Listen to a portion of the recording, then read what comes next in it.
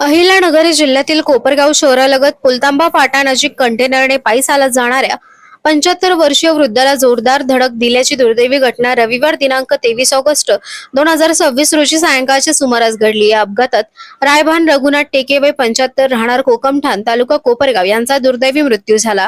प्राथमिक माहितीनुसार मनमाडकडून नगरच्या दिशेने जाणाऱ्या कंटेनर हा पुलतांबा फाटाजवळून जात असताना रस्त्याच्या कडेला पायी चालत असलेल्या रायभान टेके यांना कंटेनरची धडक बसली।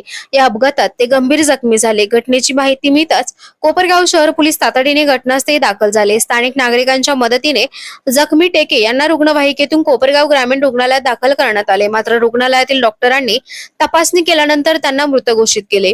दरम्यान अपघातानंतर कंटेनर चालक घटनास्थळावरून फरार झाल्याची माहिती असून पोलिसांनी कंटेनरच्या क्लिनरला ताब्यात घेतले आहे। फरार चालकाचा शोध सुरू असून अपघाताचा पुढील तपास व कायदेशीर कारवाई कोपरगाव शहर पोलीस करत आहेत। अपघातामुळे पुलतांबा फाट्याच्या परिसरात काही काळ वाहतूक कोंडी झाली होती।